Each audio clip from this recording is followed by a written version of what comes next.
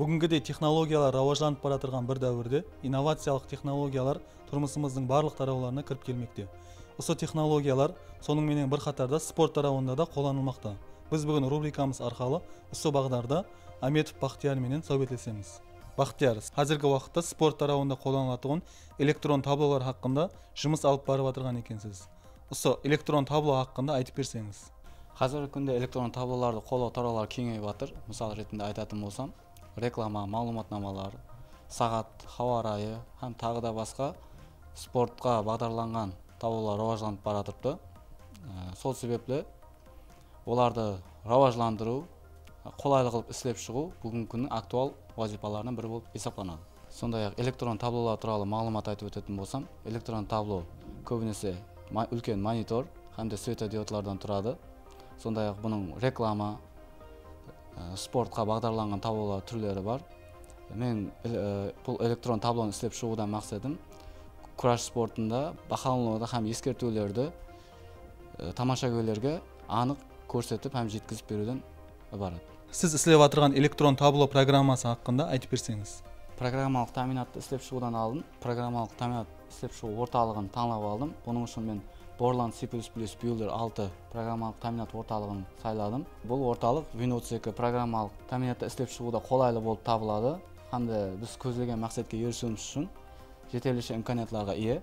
Программаны істеп шығудан алдын спортқа бағдарланған электрон таблоларды үйреніп шықтым.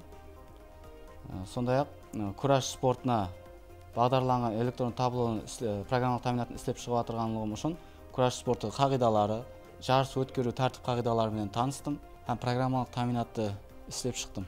Келің сіз істеп жатырған программаның имканиятларымен танысып шықсақ. Программалық таминатты істету үшін бізге керек болады оператор, программалық таминат һәм программалық таминат орнатылған компьютер, сондай-ақ LCD монитор. Программалық таминатымыз екі модульда істейді. Бірінші модуль, яғни бірінші айнамыз басқару пульті болып есептелінеді. Екінші модуль тамашагерлерге көрсетіп тұратын айнамыз. Яғни бірінші модульде программамызды басқару пультінде оператор тарапынан орындалған әмелдер кіргізілген һәм орындалған әмелдер екінші айнамызда көрсетіп тұрады. Мысал ретінде бұл жерде бірінші айнамызда жасыл көк реңдер сайлап алынған, себебі күресшілер жасыл көк реңді шапанларды күрес алып барады. Соның үшін түсінікті болу үшін жасыл көк реңдерді сайлап алдым. Сондай-ақ спортшылардың күрес алып бару келген аймақ, район, қаласы һәмде спортшылардың фамилиясы кіргізіледі. Кейінгі спортшыда да сондай әмел орындалады. Сондай-ақ спортшылар үшін белгіленген уақыт категориясы бар. Уақыт категориясы, салмақ категориялары кіргізіледі. Һәмде бұл жерде екі түйме, күрәш һәм тоқта түймелері орнатылған. Бұл ортадағы төреші менен оператор параллельно жұмыс алып барады. Яғни ортадағы төрешінің берген командалары менен басқару пультіне оператор тарапынан әмелдер кіртіледі. Программамызда бақылау критериялары кіргізілген, яғни бұл жердегі алфавит бойынша берілген әріптер бақылау критериялары есептелінеді. Яғни чәлә, янбаш, халал һәмде ескертулер, тамбех, тәкке, ғыррам. Сондай-ақ бұл жерде спортшылар берілген уақыттың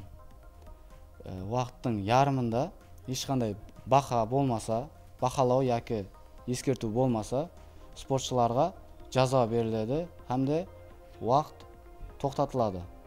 Һәмде спортшылар белдеседі. Белдесу уақытында уақыт тоқтатылып тұрылады.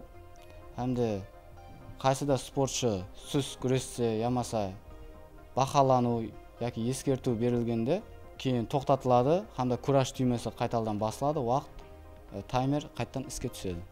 Спортшылар күрес болғаннан кейін ортада төреш тарапынан жеңімпаз жарияланғаннан соң, кейінгі спортшылар күресу үшін тазалау түймесі орнатылған, яғни бұл жерде барлық орындалған әмелдер өшіп кетеді.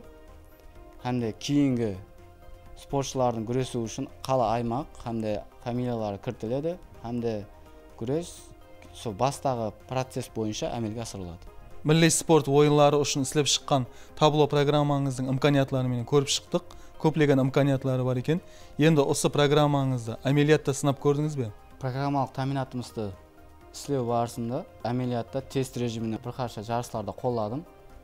Атап өтетін болсам, Хожелі районы біріншілігінде Hamda Қарақалпақ мемлекеттік университеті педагогика илимдери доценти Полат Серимбетовтың естелігіне арналған ересектер һәм хаял қыздар арасындағы болып өткен жарыста кураш хаял қыздар арасындағы Қарақалпақстан Республикасы турнирында тест режимінен өткердім. Hamda программа жоғары нәтижелерге ерішті.